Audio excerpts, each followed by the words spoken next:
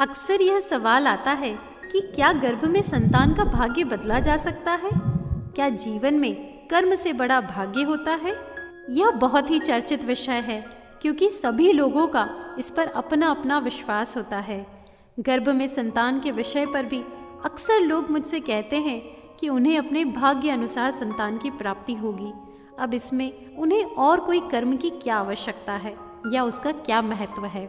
तो आज मैं आपको हमारे शास्त्रों से जुड़े इन सभी तथ्यों को ठीक से समझाती हूँ। सबसे पहले गरुड़ पुराण में कहा गया है, मनुष्य अपने पूर्व संचित कर्मों के द्वारा ही भाग्य का निर्माण करता है।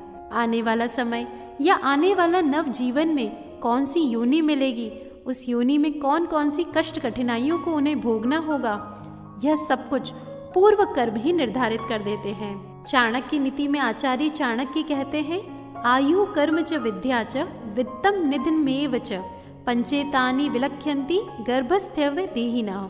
अर्थात मनुष्य की आयु कितनी होगी, उनके कर्म क्या होंगे, कितनी धन संपत्ति वो पाएंगे, उनकी कितनी विद्या होगी, साथ ही उनकी किस काल में मृत्यु होगी, यह पांचों चीजें मनुष्य के भाग में उसी समय लिख दी जाती है जब वह गर्भ में होता है। अब हर जागृत माता पिता सोचेंगे कि जब यह गर्भ में ही लिख दिया जाता है तो इस समय माता पिता के क्या कर्तव्य होने चाहिए ताकि वे संतान के लिए सब कुछ बेहतर कर पाए। साथ ही कुछ बुद्धिजीवी पेरेंट्स मुझसे यह भी सवाल करेंगे कि फिर संतान के द्वारा किए जाने वाले कर्म उनके जीवन को किस प्रकार प्रभाव देंगे।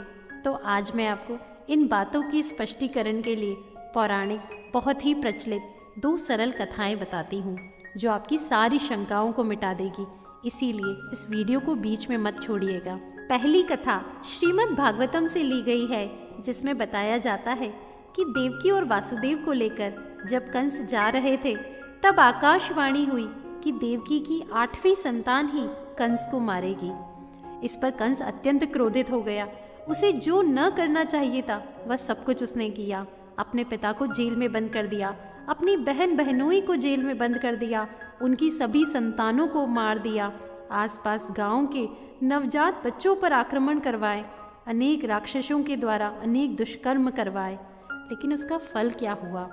वह विधि के विधान को नहीं बदल पाया। मुझे लगता है सिर्फ सत्कर्म ही भगवान के विधान को बदल सकते हैं। अगर कंस शायद यह सब ना करता, उस समय भगवान की शरण में चला जाता, जितना समय भी उसके पास है वह श्रेष्ठ कार्यों में लगा देता, तो शायद वह 8वीं संतान उसके काल का कारण नहीं बनती, बल्कि कृपा निधान भगवान तो वैसे ही उसे माफ कर देते। इस बात को मैं आपको अपनी दूसरी कथा द्वारा भी समझाती हूँ। महामृत्युंजय मंत्र की उत्पत्ति के संबंध में एक पौराणिक कथा प्रचलित है। बताया जाता है, शिव भक्त ऋषि मार्कंड संतान प्राप्ति के लिए भगवान शिव की कठोर तपस्या करते हैं।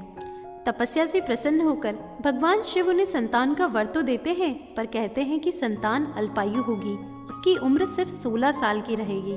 ऋषि मृकंद भारी मन से घर जाते हैं और अपनी पत्नी को सारी सच्चाई बताते हैं। साथ ही यह भी कहते हैं कि भगवान की कृपा होगी तो विधान को टाल भी देंगे। उन्होंने अपने पुत्र का नाम मार्कंडेय रखा और उन्हें भी शिव भक्ति का मार्ग दिखाया। अंत समय पर पुत्र मार्कंडेय शिव भक्ति में लीन थे। जब यमदूत आए तो डर कर वहां से चले गए। फिर स्वयं यमराज पहुंचे तो जैसे ही उन्होंने अपना पास डाला, मार्कंडेय शिवलिंग से लिपट गए। तब भगवान शिव स्वयं प्रकट होकर उनकी रक्षा करते हैं और विधि का विधान भी बदल देते हैं। अर्थात कर्म से बढ़कर कुछ नहीं। कर्म प्रबल होते हैं तो पूर्व संचित कर्म से बना आपका भाग्य भी बदल देते हैं। भगवान श्री कृष्ण गीता कर्म में भी यही शिक्षा देते हैं। पूज्य गुरुदेव भी यही कहते हैं कि गर्भवती ही संतान की भाग्य निर्माता है। इसीलिए विशेषकर उन्हें अपनी गर्भावस्था में श्रेष्ठ कर्मों से जरूर जुड़ना चाहिए। मुझे गर्भ संस्कार में भी कई बार माताएं यह सवाल करती है कि हमारे 5 महीने निकल गए या हमारे 7 महीने निकल गए, अब हम क्या करें, क्यों करें? मेरा उन सभी को एक ही जवाब है, जो भी समय आपके पास है उसका श्रेष्ठ उपयोग करना ही बुद्धिमानी है। सभी को प्रणाम, बहुत बहुत धन्यवाद।